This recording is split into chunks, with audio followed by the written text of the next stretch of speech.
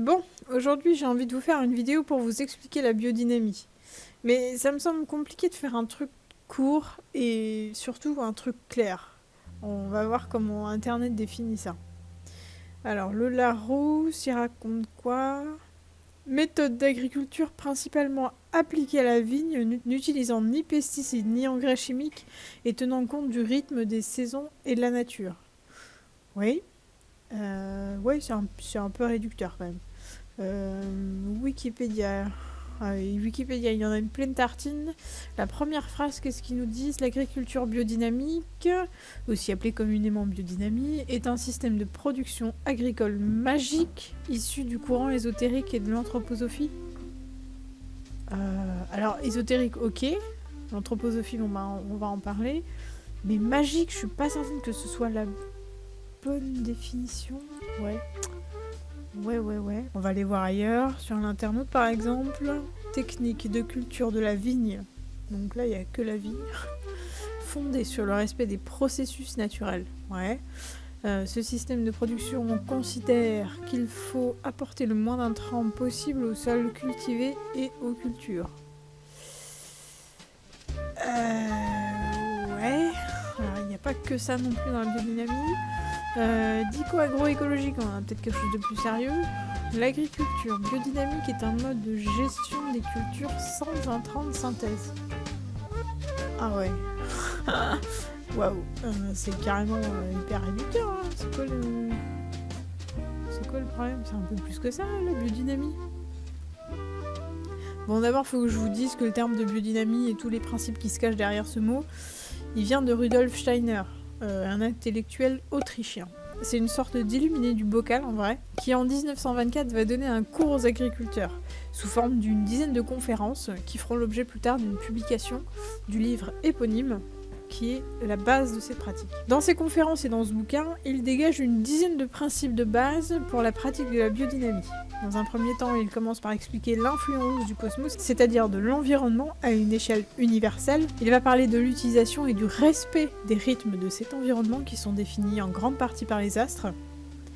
Steiner développe l'idée de l'organisme agricole, une ferme pensée et organisée tel un vrai organisme vivant. Il expose les recettes de préparats liquides et de préparats pour compost que j'ai déjà évoqué dans la feuille de chou 2 et 3 en parlant de tisane, de décoction avec la prêle et l'ortie notamment. Notre bonhomme creuse aussi la gestion des adventices et des parasites, tout en mettant en avant l'intégrité et le respect animal et végétal, ainsi que les questions autour des semences. Et enfin, l'ésotérologue intègre à la biodynamie un aspect social et la nécessité de réaliser un travail personnel sur soi-même pour être complètement en phase avec cette pratique.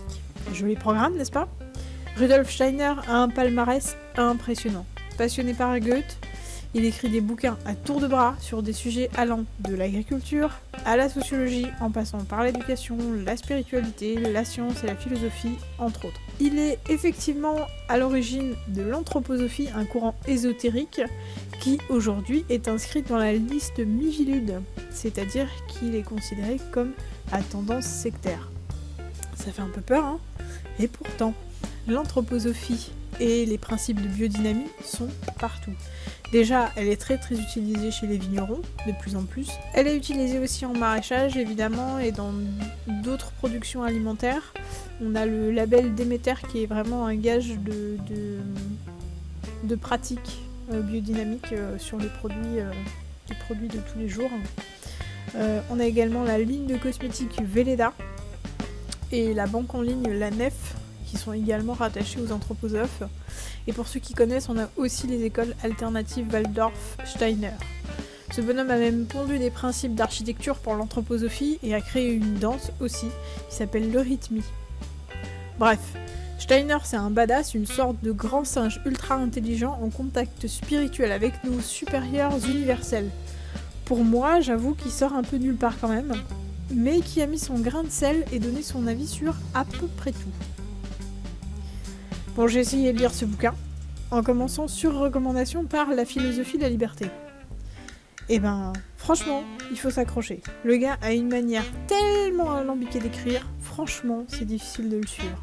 Alors pour vous expliquer ce que c'est la biodynamie en une vidéo, franchement, c'est chaud. Pourtant, j'ai vraiment envie de vous en parler, ça fait tellement écho à mes valeurs et à ce que je cherche dans mes pratiques de jardinage et de façon générale dans ma vie. Et je la pratique déjà, surtout qu'elle n'est absolument pas incompatible avec le bio-intensif ou la permaculture. Et même si je ne comprends pas encore tous les tenants et les aboutissants.